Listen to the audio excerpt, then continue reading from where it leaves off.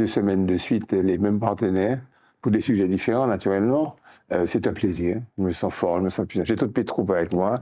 Plaisir partagé. Daniel Marcel. Oui, ravi d'être toujours avec vous. Emmanuel Le Rénal. Bonjour Gérard. Christian. Contraint mais ravi.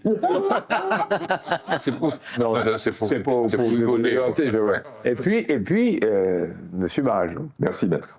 Qui est là, qui est De votre présent, confiance. qui depuis quelque temps a décidé qu'il va donner dans le blanc. Dans le blanc. Ben, écoutez, jeune homme. Oui, vieil homme. Daniel va nous parler de l'habitat dégradé, une loi susceptible de déposséder les ayants droit, parce qu'il faut que vous sachiez que M. Letchimy lui a confié la présidence du GIP. Et monsieur le préfet, c'est con. Ah oui, elle tient à son petit préfet. Monsieur le préfet. Le GIP. Et donc, elle va nous parler de ça, parce qu'elle est vraiment la super spécialiste de tout ce qui est foncier en Martinique. Elle va aussi nous parler du déploiement de la stratégie régionale en faveur des aidants. C'est plus au quotidien, mais c'est tout aussi important pour l'équilibre de notre société. Emmanuel va nous parler des fléaux environnementaux. Le titre fléau le choque un peu, parce qu'il estime que c'est la planète entière qui est fléautisée, c'est un néologisme, enfin c'est un fléau. Il va également, on va revenir, la semaine passée on a parlé beaucoup de l'Europe, et on va quand même parler du Parlement européen, et plus précisément d'un vote qui a été émis par la Commission européenne sur un rapport de Max Orville. Eddy va nous dire ce que contient, Eddy qui est spécialiste des médias, ce que contient un rapport parlementaire sur la TNT. Il va nous parler des aides financières de l'Europe, parce que j'y tiens, parce que c'est bientôt les élections, ça se rapproche. Et puis Christian va nous parler de la résistance aux antibiotiques. Alors pourquoi? Alors, la résistance aux antibiotiques, c'est lié au fléau, parce que c'est sûr que sargasses, émanations sulfureuses, sable et tout ça, ça crée des problèmes, des pathologies au niveau du système respiratoire, des bronches et tout. Et cette résistance aux antibiotiques, elle est... Pourquoi j'ai voulu qu'on parle de ça? Parce que j'ai vu que systématiquement, dans nos familles, on va chez le médecin et puis il vous donne des antibiotiques. Il se débarrasse de vous et puis il vous donne des antibiotiques comme on donnerait des chips ou des bonbons à des enfants. Et puis il va nous parler de musique, et là il va nous parler de Polo Albin cette fois-là. Jingle pour l'actualité.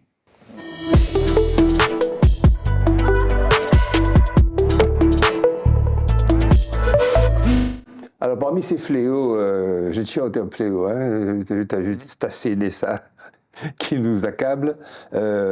Oui, j'explique pourquoi ce débat sur le terme fléau. C'est parce que ça ne s'agit pas de faire du bashing Martinique, tout va mal en Martinique et tout.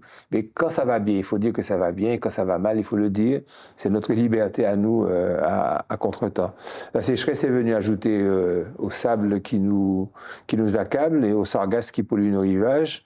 Elle est venue s'ajouter, cette sécheresse. On ne peut pas rester comme ça et puis dire que ça n'existe pas, parce qu'écoutez, c'est tous les 3 jours qu'on ne voit pas à 50 mètres devant soi comme si c'est de la brume. Et puis là maintenant, il y a des évasions de sargasses. Et il y a aussi des choses positives, j'en parlerai sur les sargasses, les actions de l'homme, parce c'est pas faire du bashing, c'est féliciter les Martiniquais pour leur réactivité. Je te laisse parler du... Oui, le monde se dérègle, et effectivement la Martinique, comme la plupart des pays du monde, sont victimes de ces dérèglements.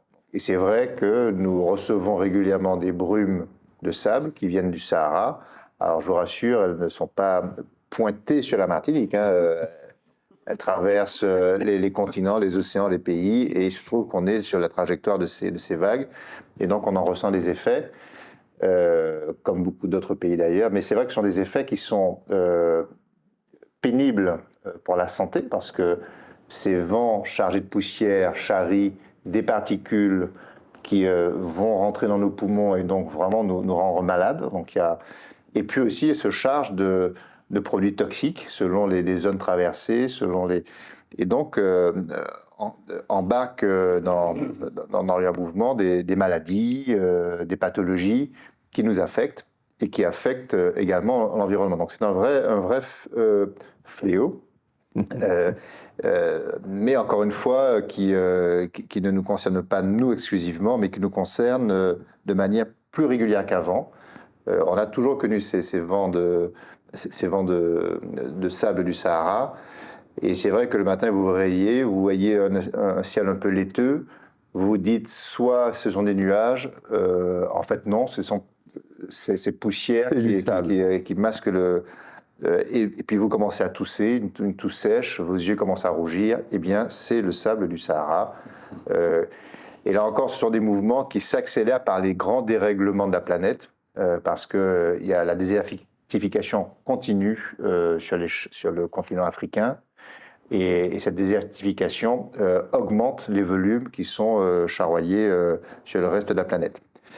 Et ce sable, quand il traverse l'océan, il nourrit aussi les sargasses. Ça a été démontré. Paradoxalement. Donc, il vient avec son phosphate, enfin, ces particules qui viennent alimenter les sargasses, qui donc contribuent à créer un effet cascade en amenant sur nos côtes des vagues de sargasses, d'algues de sargasses. Et là, les effets néfastes, je crois qu'on les connaît bien maintenant, pareil, pour la santé, puisqu'ils viennent en libérant du gaz sulfure d'hydrogène. Donc, c'est pas très bon pour la santé. Il vaut mieux respirer de l'oxygène plutôt que ces mauvais gaz. Ça vient irriter les yeux, ça vient irriter les muqueuses, ça vient irriter les poumons. Et puis surtout, ça vient dégrader l'environnement. Parce que tant que la sargasse reste en mer, ça va, au contraire, ça active les biotopes. Mais quand elle arrive sur les côtes, elles épuisent complètement les écosystèmes côtiers, les mangroves, les herbiers, la faune côtière, là où se reproduisent d'ailleurs les poissons, puisque les alevins proviennent des rivières et vont ensuite en haute mer. Donc tout cet écosystème est complètement abîmé par ces vagues de sargasses. Et donc, ça perturbe réellement notre écosystème. Et puis, on peut aussi rajouter les effets sur le plan purement économique. Non content de nous épuiser physiquement, d'épuiser notre faune, notre flore, notre écosystème, ça vient également épuiser notre économie, notamment liée au tourisme. Je pourrais juste ajouter aussi une autre conséquence, c'est sur la valeur du patrimoine immobilier, des biens qui sont situés dans ces zones-là, qui ont vraiment chuté de plus de 20%. Et puis tous les appareils électroniques et tout. En tous les cas, 122 tonnes de sargasses fraîches ont été collectées entre le 19 avril et le 6 mai dernier sur les côtes du Robert au François. Les pêcheurs professionnels, moi, je suis très fier. Tu vois que ce n'est pas du bashing. Hein, ont pu pour la première fois être engagés dans des opérations de lutte et de collecte de sargasses, avec un outillage particulier, un savoir-faire qu'ils ont acquis. Très rapidement, c'est une note que j'ai eue ce matin. Le 19 avril, en baie du Robert, avec les moyens et les équipes entraînées et mises en œuvre par la commune du Robert. Le dispositif a aussi été activé aux abords de la commune du François, principalement sur le secteur de Dostali, vous savez, où c'était atroce. Il y a eu des manifestations de riverains à partir du 23 avril. En tous les cas, le GIP, il y a des GIP partout, le GIP Sargasses, la commune du Robert, l'armement sous-marin, filet de Rome, mais aussi les pêcheurs équipés de kits innovants doivent recevoir nos félicitations. Ce n'est pas du bashing, monsieur Derrida. C'est bon, on a bien traité ça, vous regardez tout perplexe. Alors, on va parler maintenant de la résistance aux antibiotiques, parce que tout ça, ça crée des problèmes respiratoires, ça crée des nez encombrés, des toux intempestifs. Et on va chez le médecin qui vous donne des antibiotiques. Parle-nous de ça, la résistance aux antibiotiques. En fait, c'est une question qui interpelle, quoi, parce que les plus mauvaises statistiques envisagent que les effets négatifs seront pires que ceux du Covid. Ouais. Rappelons que Covid, ça fait 7 millions de morts dans le monde. Et au 21e siècle, apparemment, il semble qu'on n'a découvert aucun antibiotique. Nouveau. Le dernier antibiotique qui a été découvert, c'est en 1987. Donc ça, c'est un élément important. On constate une baisse de l'efficacité des antibiotiques. Déjà par une surconsommation, mais aussi parce que, si vous voulez, il y a des bactéries il y a une montée de bactéries résistantes aux antibiotiques. Autrement dit, c'est là où on espérait que les antibiotiques feraient passer les maladies. Donc c'est très préoccupant. Et c'était aujourd'hui un enjeu sanitaire mondial. Alors, on considère que des greffes d'organes, par exemple des césariennes, de nombreux programmes médicaux sont aujourd'hui en péril. parce que effectivement, les infections sont réelles et génèrent effectivement un caractère incurable. Oui. Alors, aujourd'hui, on parle de antibiorésistance. C'est le mot. C'est le mot. En 2019, par exemple, plus d'1 million de personnes sont mortes en raison de l'inefficacité des antibiotiques. C'est quand même interpellant, hein? Alors, il y a de nouveaux objectifs au niveau des autorités sanitaires en Europe. Ralentir le développement de l'antibiorésistance, puisque c'est ça aujourd'hui. Ouais. 60% des maladies infectieuses, par exemple, viennent des animaux. Donc, le plan européen doit renforcer aujourd'hui la coopération européenne et internationale au niveau contre l'antibiorésistance. Il faut aussi développer de nouveaux traitements. Il faut de nouveaux vaccins. Et puis, on compte sur l'intelligence artificielle. Ouais. Parce qu'il est considéré que l'intelligence artificielle devrait changer la donne. Parce que ça donne l'opportunité de découvrir de nouvelles molécules efficaces qui pourront éventuellement, si vous voulez, combler les carences aujourd'hui par des antibiotiques.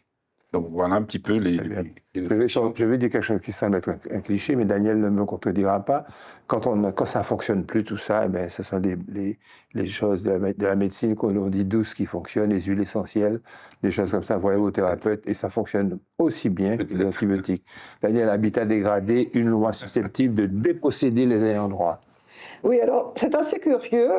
En fait, il y a une loi qui est présentée, une loi globale qui est pour, effectivement, qui vise à l'habitat dégradé. Et ça vise les copropriétés dégradées. Donc l'objet de la loi, c'est ça. Et puis, paf, dans l'article 51, et dans l'article 51, on parle de la loi Letchimy qui est prorogée. On indique que pour faire avant, pour pouvoir faire une sommation d'opter pour une succession, il y avait 2 dates, maintenant il n'y en a plus qu'une. Que sur le partage par souche, maintenant c'est possible. Et puis on ajoute un article qui dit, sans dire, et c'est important qu'on comprenne cela, sans dire dans quelle loi ça doit s'insérer. On dit la prescription acquisitive est diminuée, de 30 ans elle passe à 10 ans. Et on ajoute, comme si ce n'était pas suffisant, que quand il y a un co-indivisaire qui occupe un bien, il est présumé le faire de bonne foi, alors qu'avant qu'il était présumé le faire de mauvaise foi. Donc en fait, pour résumer, on a ce qu'on appelle un cavalier législatif, pour ne pas dire un cavalier constitutionnel, qui traite de problèmes qui sont des problèmes extrêmement importants, sans que cela fasse l'objet d'une loi qui soit spécifique à la propriété, à l'indivision et en plus pour l'outre-mer. Pour éclaircir les choses, oui. Le cavalier législatif, c'est en quelque part une disposition qui n'a rien à voir avec la loi principale que l'on glisse pour la faire passer. Tout à fait, et c'est ce qui s'est passé. Et je trouve que ça relève 2 choses. C'est d'une part une certaine... je dirais, légèreté oui. De la part du gouvernement de ne pas considérer qu'il devrait y avoir une vraie loi qui règle les problèmes et puis qu'on sache, ça concerne l'outre-mer, concernant l'indivision, les successions, la propriété. Ça, c'est la première chose, c'est une légèreté. Et puis, deuxièmement, moi, je trouve que ça montre aussi les côtés pervers du CIOM, du comité interministériel des Outre-mer. Parce que chacun, à ce comité interministériel, il va de sa petite proposition et puis on ne sait pas comment, le gouvernement dit OK, mais on ne sait pas comment ça va se traduire. Alors, Saint-Martin était d'accord pour la réduction de la prescription, Mayotte était d'accord pour la réduction de la prescription, mais ce n'était pas le cas de la Martinique, par exemple. Donc, en fait, en réalité, à l'heure actuelle, je parle de la Martinique, je n'ai pas encore trouvé de véritables partisans de cette réduction, et tout le monde est d'accord pour dire que ça va ajouter du désordre, notamment lorsqu'on prend en compte la diaspora qui a des droits dans les successions de leurs auteurs et de leurs grands-parents, ils peuvent pas être ailleurs, dans l'Hexagone, et puis occuper un bien. Et pourquoi eux devraient-ils être considérés comme n'ayant plus de droits parce que un co-indivisaire qui réside à la Martinique va occuper pendant 10 ans. Moi, je crois que, alors ce qu'il faut, et il y aura des études qui seront faites, il y aura des articles de doctrine, c'est-à-dire de professeurs de droit, il y aura des propositions qui seront faites au gouvernement pour voir comment faire en sorte de revenir à une appréciation qui corresponde davantage à la réalité de chaque territoire. Parce que vouloir dire que ça s'applique à tout l'outre-mer régi par l'article 73, plus Saint-Martin et Saint-Pierre-et-Miquelon, c'est pas non plus une solution. Il faut vraiment essayer de trouver des lois qui soient le produit d'une réflexion et d'une discussion et qui correspondent à la réalité de chaque territoire. Est-ce que, je veux dire les assises, mais c'est peut-être une autre forme, organisée par le préfet et M. Letchimy, j'ai oublié personne. Non. À la préfecture, il y a de ça une semaine. Est-ce que ça ne devrait pas aboutir, avec des ateliers, est-ce que ça ne devrait pas aboutir justement Alors, sur cette loi, uniformiser oui, c'est la conférence sur le foncier qui, normalement, doit donner lieu à 4 ateliers. Il y en a un sur la cartographie de la propriété à la Martinique, ça va être très intéressant. Deuxièmement, un sur la propriété,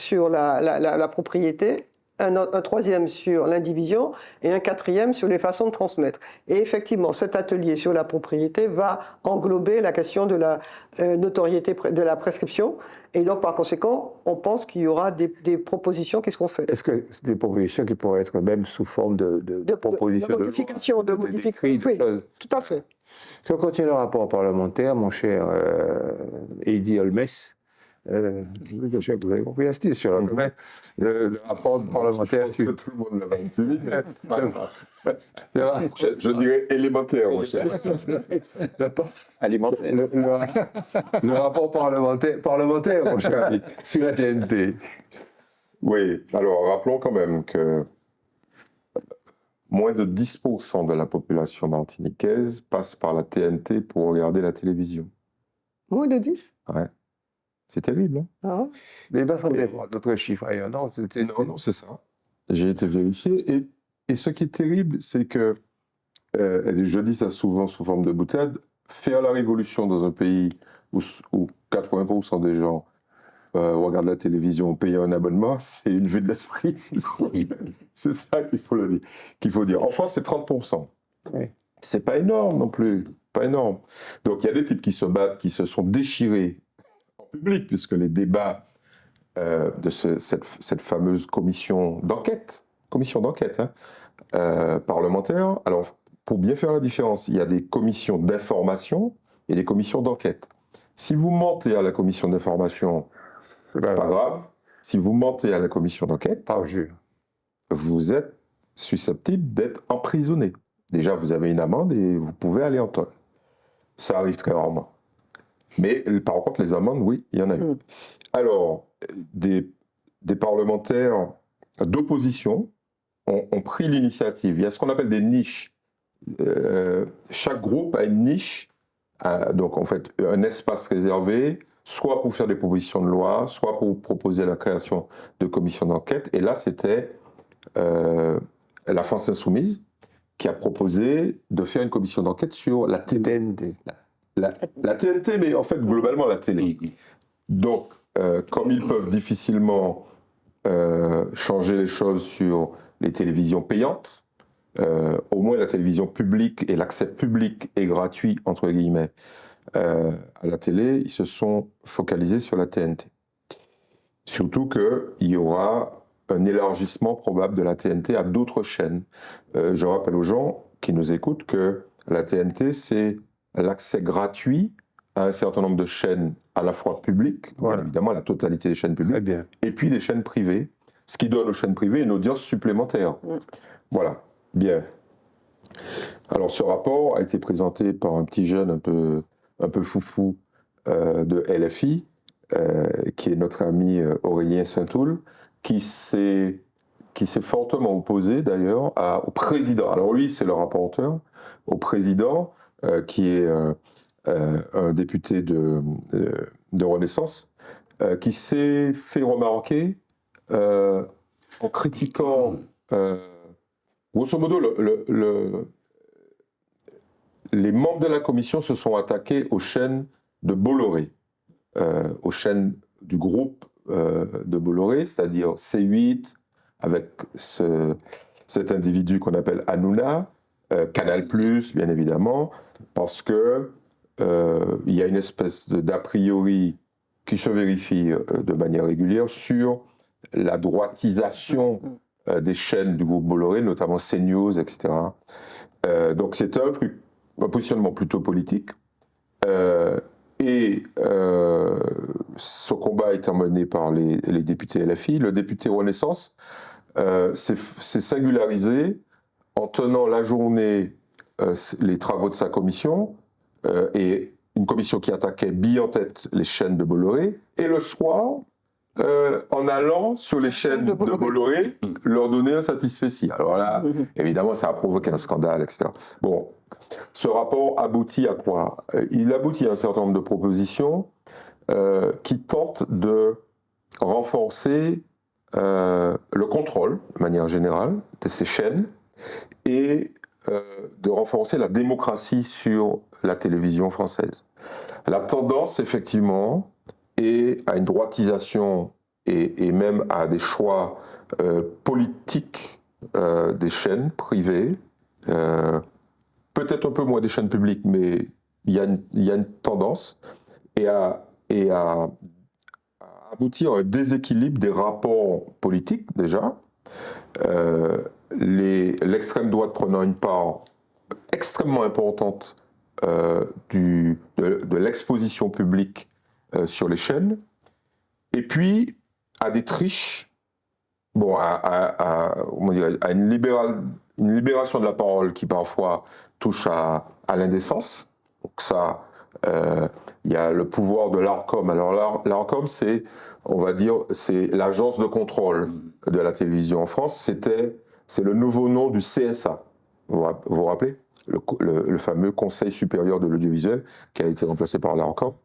Et l'un des bras, l'un des leviers de contrôle de l'Arcom, c'est cette fameuse amende qui frappe les chaînes qui sortent des clous, les chaînes qui font de la publicité, comment dirais-je, illégale, ou les propos tendancieux, les propos prosélytes sur des thématiques d'extrême droite, par exemple. Là, quand c'est répété, vous pourrez, si la loi est adoptée, enfin les lois qui vont être, les dispositions qui vont être prises après, ça peut aller jusqu'à une amende équivalente à 10% du chiffre d'affaires. C'est colossal. Quand vous faites 1 milliard d'euros de chiffre d'affaires, payer 100 millions d'euros d'amende, ça va pas passer. Ça passe. Parce que ça a déjà été le cas pour C8,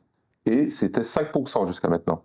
Et là, il propose de le porter à 10%. Alors là, ça va être totalement dissuasif, mais je rappelle que ces niveaux d'amende existent au niveau de l'Union européenne, par exemple, sur tout ce qui touche au numérique. Google, Amazon sont régulièrement frappés. Bon, là, on n'est pas à 10% du chiffre d'affaires. Mais bon, c'est assez sévère parce que rappelez-vous que Google a payé, Microsoft a payé 5 milliards d'euros.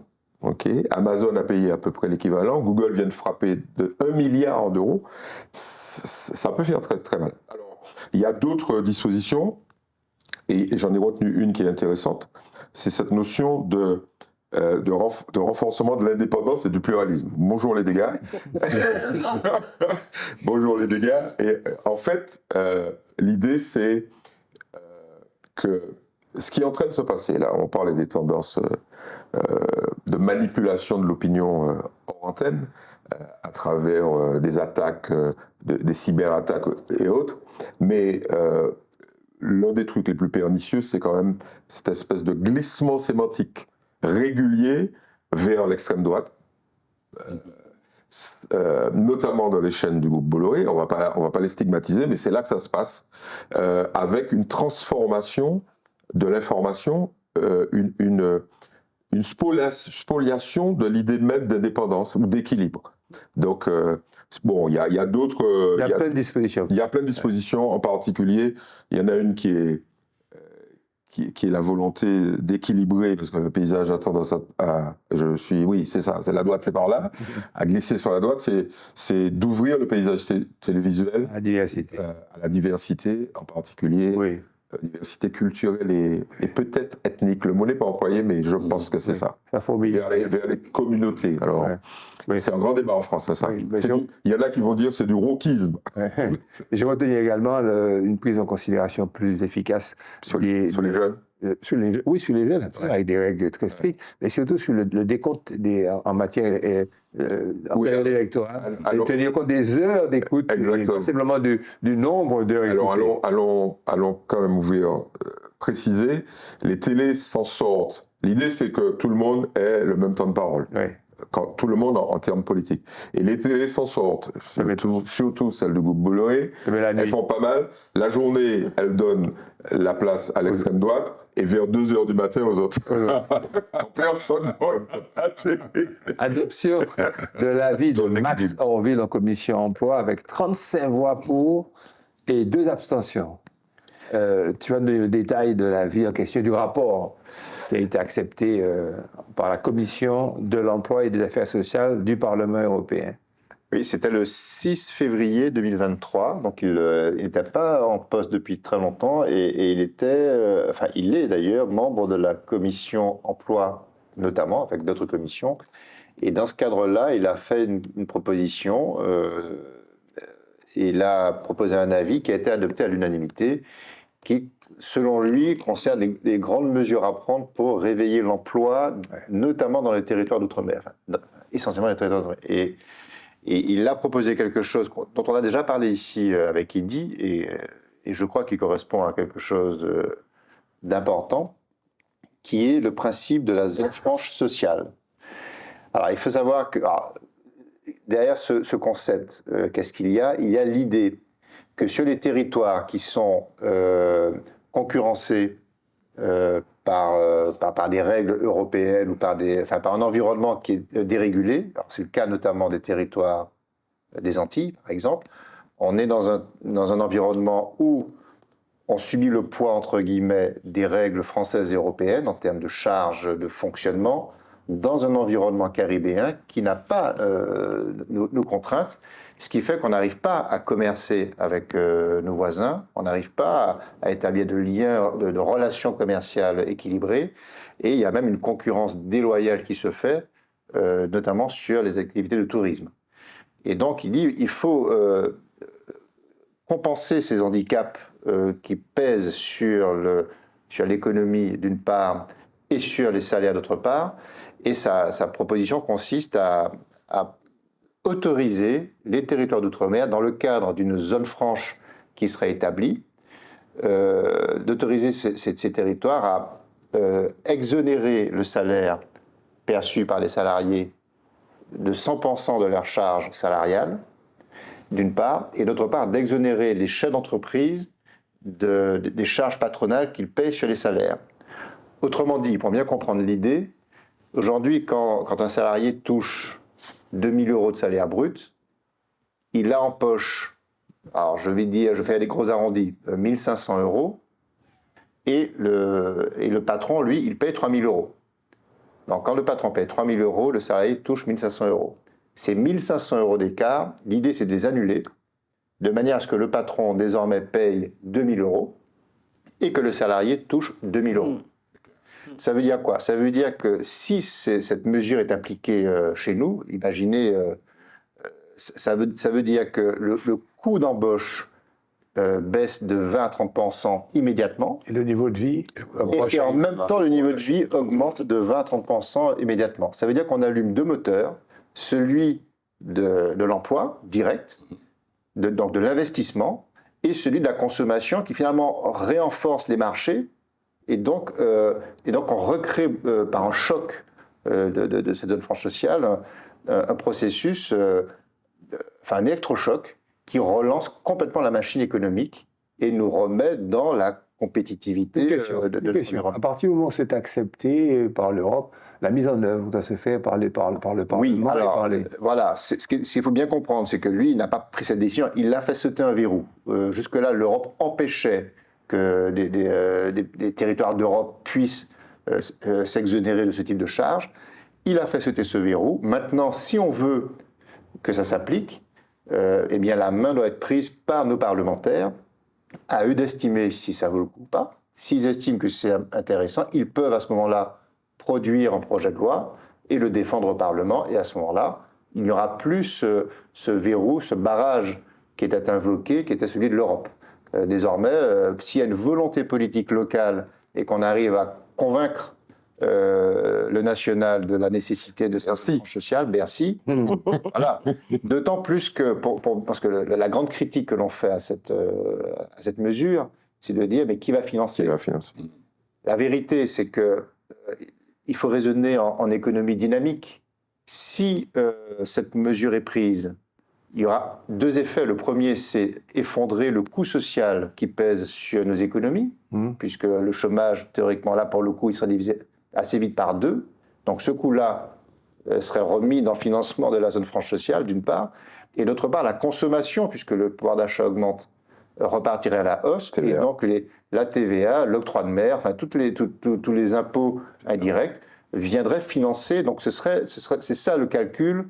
Pareil, maintenant il faut affiner ce calcul, mais c'est pas aberrant sur le plan économique de dire que la dynamique économique de la relance pourrait d'elle-même financer cette mesure qui me semble ultra vertueuse pour notre économie. Il dit deux mots là-dessus. Oui, ce qui est intéressant, c'est que c'est une espèce d'hypocrisie globale des gens qui tiennent la bourse, quoi, des gens de Bercy, en disant non, mais on voudrait bien faire ça, mais on ne peut pas le faire à cause du marché européen et des décisions européennes. Bon, c'est fini, déjà. Maintenant, il faut que, tu as parfaitement raison, il faut que nos hommes politiques locaux enclenchent la machine. Alors, moi, ce que je voulais rajouter, c'est que ça existe partout. Sauf chez nous. Tout simplement parce que là encore, c'est du conservatisme. On parlait de conservatisme politique. Ça, c'est du conservatisme économique pour préserver des rentes, des situations de rente. C'est clair. C'est-à-dire que et une économie libérale, c'est une économie qui donne sa chance à tout le monde. Et ça, c'est typiquement le genre de décision qui ouvre la porte à tout le monde.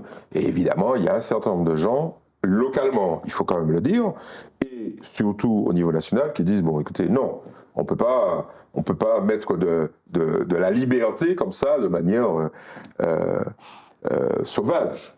Et pour répondre à la question qui finance, ce que tu viens de préciser, c'est que aux États-Unis, par exemple, la question c'est où ça que ça marche. Mais quand Trump et Biden disent bon, écoutez, on va libéraliser en baissant les charges et on va augmenter la richesse nationale en baissant les impôts.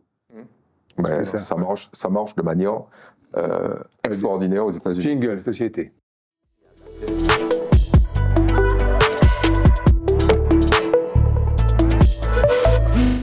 Dans le contexte socio-démographique de la Martinique, l'accompagnement des aidants est devenu un enjeu de santé publique majeur. Il y a eu un séminaire, c'est de ça que, sur cette question, pour encadrer les aidants, c'est de ça que tu vas nous parler. Oui, tout à fait, en rappelant, comme tu dis, tu parles du contexte socio-démographique, c'est-à-dire que nous avons une population qui vieillit, mais ce n'est pas seulement le fait de vieillir, c'est le fait de vieillir en situation de perte d'autonomie. Oui. Parce qu'on peut vieillir et puis être en bonne santé, autonome, ça ne pose pas de problème, on n'a pas besoin d'aidants, on se débrouille tout seul. Et on est passé d'une société où effectivement l'espérance de vie était moindre, hein, Eddie rappelait tout à l'heure en off comment on mourait plus tôt, et donc on mourait en meilleure santé. Donc on se souvient aussi que le style de vie faisait que les personnes, les aînés étaient hébergés dans les familles. Donc il y avait une espèce de communauté de vie. Donc le changement de mode de vie, l'accroissement de la durée de vie et l'accroissement de la durée de vie pas en bonne santé fait qu'on se retrouve aujourd'hui à devoir s'occuper de personnes qui sont dépendantes, soit parce qu'elles sont vieilles, soit parce qu'elles sont en situation de handicap. Et pour cela, on laisse de côté, quand on parle des aidants, tout ce qui est professionnel. Hein. Ce sont des aidants en général familiaux. Et la plus grande proportion, c'est des femmes qui s'occupent des personnes âgées et des personnes en situation de handicap. Et c'est non-stop. Et c'est tous les jours, et c'est toute l'année. Et donc, on s'est rendu compte qu'il était nécessaire d'avoir des aides et des situations de répit. Alors, à l'heure actuelle, il faut savoir qu'il y a très peu de places pour les personnes âgées, pour les personnes en situation de handicap. Il y a 80 pour les personnes en handicap, 130 pour les personnes âgées de places d'accueil. Et puis, il y a quelques-unes en EHPAD, ou en hébergement temporaire. Donc là, l'ARS a organisé le séminaire dont tu parles à l'Institut martiniquais de la santé avec toutes les associations, institutions concernées pour pouvoir essayer de mettre ensemble comment les aider. Et il faut aussi signaler que l'ARS, en février, a lancé un appel à projet pour la création de quatre structures d'accueil pour les aidants. Donc, en fait, il faut que la puissance publique se substitue à la famille dans le traitement des aidants, des personnes en situation de handicap et des personnes vieillissantes. Et il faut donc qu'on puisse aider les personnes qui passent une partie importante de leur vie. Et c'est pas évident, d'autant qu'il faut signaler qu'avec l'accroissement des maladies dégénératives, donc avec la maladie de Parkinson, la maladie d'Alzheimer, c'est des situations qui sont difficiles. C'est pas seulement des personnes qui peuvent pas se déplacer, mais c'est également des personnes qui ont qui nécessitent un accompagnement particulier. Donc c'est une situation dont il faut vraiment se préoccuper parce que nous sommes au cœur de la problématique, compte tenu du nombre de personnes âgées, puisque nous sommes parmi les zones bleues, comme on dit, les plus importantes. De la France. Entre 2021 et 2027, la région est appelée à recevoir plus d'1 milliard d'euros en provenance de fonds européens. Je ne vais pas dire plus si vous te laissez continuer. Oui, on va essayer de ne pas abrutir nos téléspectateurs avec des chiffres, parce que c'est ça le danger. Mais c'est ce qu'ils apprécient. Ah ouais? Ah ouais, bon, mais, moi, c'est une tendance naturelle. Alors, la vraie question, c'est de dire, est-ce que ça sert à quelque chose de se passionner pour l'Europe ou d'aller voter pour l'Europe? C'est exactement ça. C'est ça la vraie En filigrane, tu as compris, c'est ça que je veux que l'on fasse. Je crois que nous sommes arrivés à un stade aujourd'hui où l'intégration de la manne financière, parce qu'on peut appeler ça une manne financière, des fonds européens à l'ensemble des structures économiques et publiques, économiques privées et économiques publiques. Est-ce que je peux t'interrompre? La semaine passée, Emmanuel nous avait donné un ratio pour le nombre. Oui, 3% de la population européenne, ce sont les territoires ultramarins de l'Europe, consomment 20% des fonds européens. C'est-à-dire que 5 fois plus des fonds sont consommés par nous, apportés par l'Europe. Alors, le paysage est campé. Oui, mais c'est clair. Une petite précision malgré tout. Là, on parle des fonds structurels. Oui. Okay, les 20% en question. Oui, c'est-à-dire le Fonds social européen, le Fonds de développement régional, le FEDER, le FEADER, qui est pour l'agriculture. Bon. Grosso modo, ça représente... Alors, je vais quand même finir ma phrase. Oui. Le niveau d'imbrication est tel que si on enlève ces sommes-là, l'économie martiniquaise prend un coup sévère et surtout les infrastructures martiniquaises s'arrêtent. Le développement des infrastructures. Qu'est-ce qu'on appelle les infrastructures? Il n'y a pas de TCSP sans fonds européens. Oui. Okay? Il n'y a pas de grands bâtiments publics et de services publics derrière sans fonds européens. Okay? Prenons un exemple. Le cyclotron qui va permettre de soigner. Alors, le cyclotron ne soigne pas, mais le cyclotron permet d'identifier les tumeurs cancéreuses. Il n'y a pas de cyclotron sans l'Union européenne. C'est 100% du financement. Hein, okay? Même 110% parce que la chimie a ajouté un petit peu. OK, en direct. Bon. Donc, le paysage que vous découvrez, il est de manière quasi générale impacté par l'Union européenne. Alors, au-delà du paysage des infrastructures, l'économie. C'est-à-dire, il n'y a pas d'agriculture en Martinique sans fonds européens. Alors, la banane, bien évidemment, la canne, et puis un certain nombre d'autres spéculations. L'idée est la suivante. Est-ce qu'on peut faire mieux? Bien évidemment, on peut faire parce que Alors, la tendance, c'est à la baisse. Hein. Alors, à la fois à la baisse de la consommation et puis à la baisse des dotations. Je vous rappelle que à cause du Covid, il y a eu 30% de plus de fonds européens. Donc, on est monté à 850 millions d'euros pour la Martinique, alors qu'on devait être à 600 millions. Donc, on est redescendu là, mais on est redescendu encore plus bas qu'avant 2020. Mais ça reste quand même colossal, 600 millions d'euros. Okay, et puis, au-delà des 600 millions d'euros des fonds structurels, eh ben, il y a toutes les aides directes ou indirectes, POSEI, pour l'agriculture, et puis d'autres programmes, par exemple, il n'y a pas d'éclairage public en Martinique sans fonds européens. Donc, lorsqu'on ne vous attaque pas dans la rue parce que c'est éclairé, il faut quand même rappeler que c'est financé via le SMEM, par des fonds européens exceptionnels. Pas de rond-point aussi. Enfin, etc.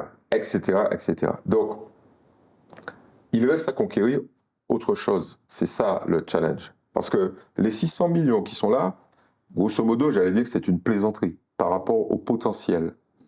Il y a des fonds européens qui sont dotés de centaines de milliards d'euros. Juste des fonds. Vous vous rendez compte, des centaines de milliards d'euros pour d'autres fonds. Pour ce qu'on appelle les fonds horizontaux. Les autres fonds autres que. D'accord. Voilà. Okay. Et donc, l'une des ambitions de la majorité actuelle à la CTM, c'est de passer de 0 projet financé par ces fonds-là à plusieurs dizaines de millions d'euros. C'est très modeste. Mais il faut que nous sachions, et moi je me suis fait taper sur le doigt parce que j'ai dénoncé depuis des années l'incurie des services qui devaient communiquer. Ouais. Ne serait-ce que communiquer sur ça. Là, ça a changé. Là, ça a changé. Il y a une communication où on a découvert, enfin, les gens qui ne connaissaient pas le truc, ont découvert ahuri que la Martinique pouvait prétendre, à travers le système est différent, là. C'est des appels à projets qui sont lancés et il faut y répondre. Ici, les gens regardent ça passer. Ce sont des centaines de milliards d'euros. Et on est les derniers de la classe. On est plus que des derniers de la classe. On n'est pas dans la classe. Okay. Carrément. La collectivité territoriale appelle les acteurs du monde agricole à se mobiliser autour de la réforme du POSEI. Le POSEI, c'est le programme européen de soutien aux revenus agricoles. Pour permettre, et je lis, un rééquilibrage de l'enveloppe allouée entre les différentes productions et producteurs, élargir l'aide aux revenus à un plus grand nombre d'agriculteurs et d'organisations agricoles, et puis aussi une aide à l'agroécologie. En fait, laisse-moi finir. Tu vas reprendre la parole. C'était déconcentré sur les grandes cultures, pour l'instant, d'exportation. Pourquoi je vais regarder ma gueule, je ne sais pas pourquoi.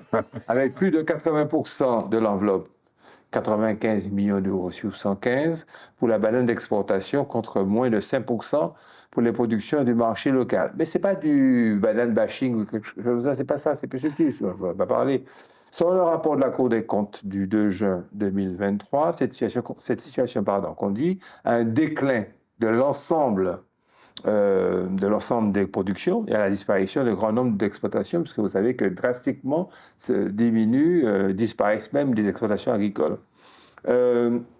Donc, M. Letchimy dénonce un blocage qui se fait par ce qu'il appelle l'agrobusiness du site Eurodome, je ne sais pas si c'est son opinion, qui ne remet pas en cause et que lui, il dit ne pas remettre, c'est ça qui est intéressant, il ne remet pas en cause les grandes cultures d'exportation, mais il estime que ça serait un acte de justice sociale, économique et environnementale pour l'avenir agricole de la Martinique d'élargir l'enveloppe, que d'augmenter l'enveloppe pour le reste des agriculteurs, notamment la petite agriculture, sans remettre en cause les sommes allouées à ce qu'on appelle la monoculture. Bon, l'idée est généreuse, mais la méthode n'est pas bonne. Très clairement. La méthode consisterait à prendre une partie du POSEI actuel qui est dirigé vers la base. C'est ce qu'il dit. Oui, c'est ce qu'il dit. C'est ce qu'il dit.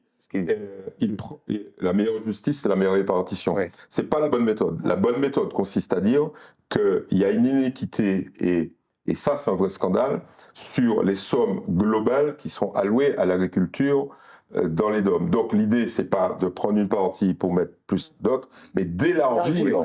C'est ça, c'est d'augmenter l'enveloppe. C'est ça que j'ai compris. Non, Non. c'est pas ce qu'il dit. C'est pas ce qu'il dit. Ouais. Donc, il faut augmenter l'enveloppe. Il faut pas aller prendre, parce que de toute façon, c'est pas très compliqué. Aujourd'hui, la base du POSEI, elle est sur la production. Or, vous ne pouvez pas donner de l'argent de l'Europe à des gens qui produisent pas. OK? Donc, l'idée, c'est de prendre de l'argent en augmentant l'enveloppe Tout à fait. pour les aider à produire. Et une fois. Donc, je suis d'accord. Voilà. Donc, C'est la raison pour laquelle nous allons faire jingle et passer à la musique.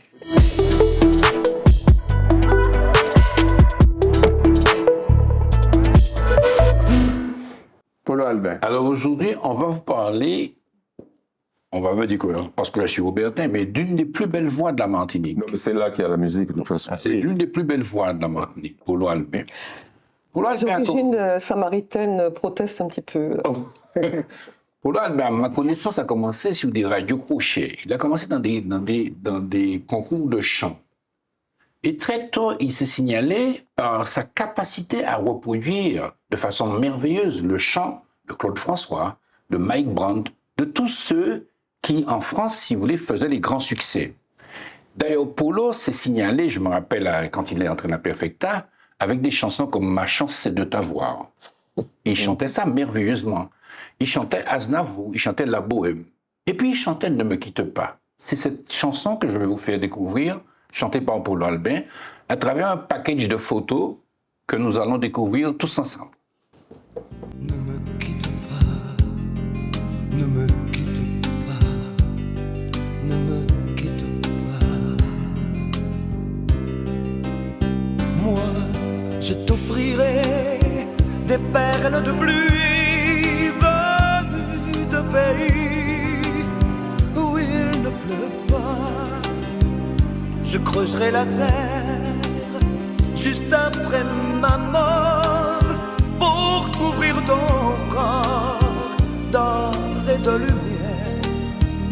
Je ferai ma demeure où l'amour sera roi, où l'amour sera loi, où tu seras reine. Ne me quitte pas, oh non, ne me quitte pas.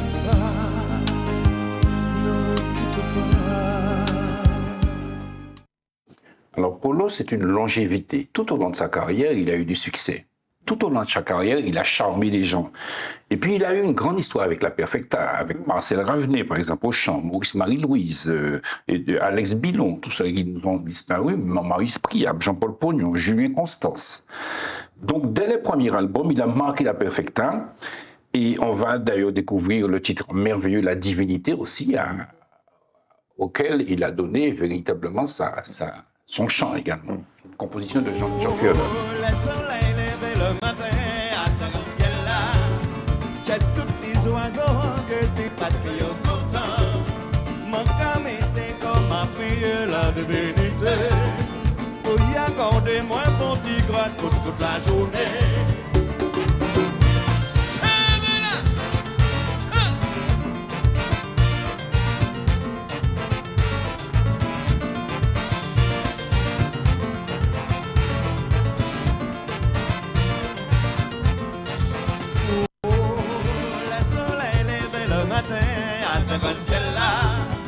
J'ai tous les oiseaux qui étaient parce que yo content. Mon cœur était comme un prière la divinité. Pour y accorder moi bon petit gratte pour toute la journée. Celle bagaille qui fait moins plaisir, c'est le moins en bon petit chéri. C'est où celle qui nous refuse moins, c'est d'abord seul moins le mourir. Celle bagaille qui fait moins plaisir, c'est le moins en bon petit chéri. C'est où celle qui nous refuse moins, c'est d'abord seul moins le mourir. La divinité, c'est merveilleux, hein? Et combien d'enfants sont nés, n'est-ce pas? L'impulsion de la divinité. Alors, Polo, c'est aussi, comment dire, il a fait quelque part avec Mano Granier, parce que Mano Granier l'a produit, Mano qui a notre bébé. Et ils ont, d'ailleurs, il avait fait Reste avec moi, qui est une belle chanson. Il a fait aussi Noël, Noël, Noël, enfin que vous connaissez, enfin mon chant n'est peut-être pas à la hauteur.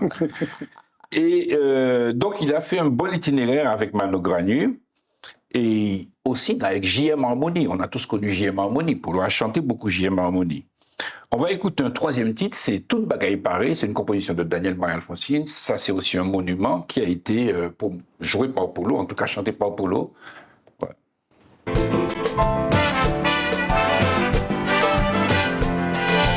Nous venons trouver bon travail pour manger. Nos pâtés plantés, pas même un fruit à peur. J'envie d'étoiler, la ville cabrier. Nous prenons la rivière, nos meilleurs en l'honneur.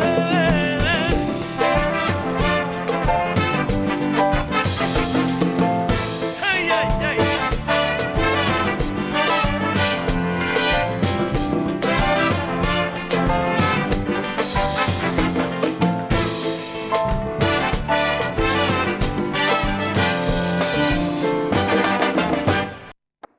Voilà, alors j'ai envie de faire un petit clin d'œil avec Raif Tama aussi, parce que voilà des gens qui ont porté la musique martiniquaise et qui ont servi la musique martiniquaise par leur voix. Parce que qu'on le veuille ou non, dans la musique et dans la chanson, la voix reste un élément fondamental. Autant vous dire que Polo a eu de très nombreux admirateurs. Je me rappelle quand il jouait le nombre de dames qui étaient en face de lui. Il a été un petit peu décrié aussi sur une chanson, vous savez, mais quoi qu'il en soit, il a chanté Jean-Michel Cabrimol, il a chanté Nèg contre Nèg, il a chanté beaucoup de chansons, il a chanté aussi, je me rappelle Jacqueline Aéradou, qui avait fait une chanson Radio Bouche, je ne sais pas si vous vous rappelez ça, et ça c'est Polo aussi, Polo a chanté cette chanson-là. Aujourd'hui, je vais vous faire écouter Moun Avant, c'est une chanson qui n'est pas connue. C'est une ballade, mais j'aime bien effectivement faire ressortir la qualité vocale d'un artiste à travers les ballades. Moun Avant. Depuis bien longtemps, tu es moi en vacances. Blessure t'es cicatrisée, douleur t'es à oublier. Depuis bien longtemps, menté sans souffrance. La vie moins t'es qu'à couler, contre l'eau en m'étant rasier. Et puis un jour, t'es moins emballé. A dans tête moins toute bagaille chale viré. M'en t'es comprendre, t'es moins t'es épais moins. Il recommence comme avant. Fais la fête et puis moi. Et ça repartit comme avant.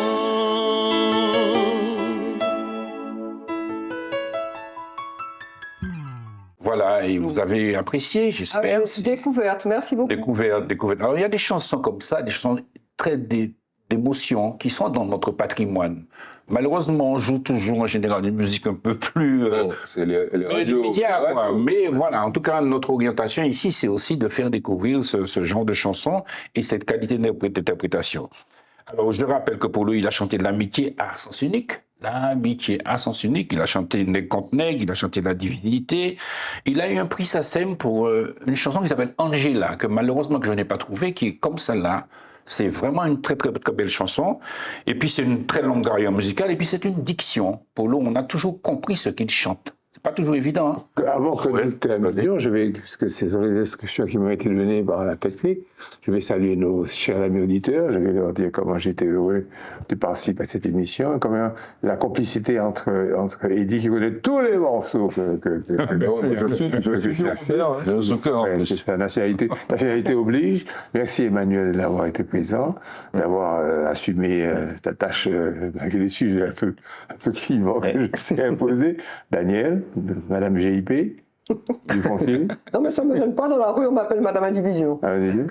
C'est comme d'habitude. Eddie, on se voit dans 15 jours. Oui. Sûr, ferme. Oui, pas de souci. J'ai juré. Merci à toute l'équipe. Merci à Mehdi. Merci à David. Merci à tout le monde. Et puis, je vous souhaite une bonne semaine. Tu présentes le titre qui s'appelle Vagabond. Le titre que vous allez entendre s'appelle Vagabond, me dit Christian. Succès. Vagabond.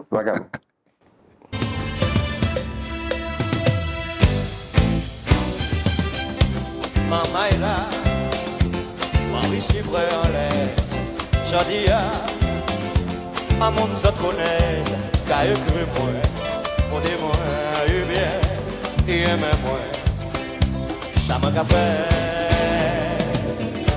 Mes amis, sont des assabés, sont des amis, qui manièrent la vie trop compliquée, pour pas accepter, qui prennent l'amour devant jour. T'as la moins péché pas dit, t'as la moins péché pourri, pas fait couillon, mon vagabond, qui écrit moi quand même, ça fait moi la peine, moi que ça explique, qui moi des apprends faire, y'en a des fois, peut-être triste qui ça. Mais je dis, m'a pas laissé.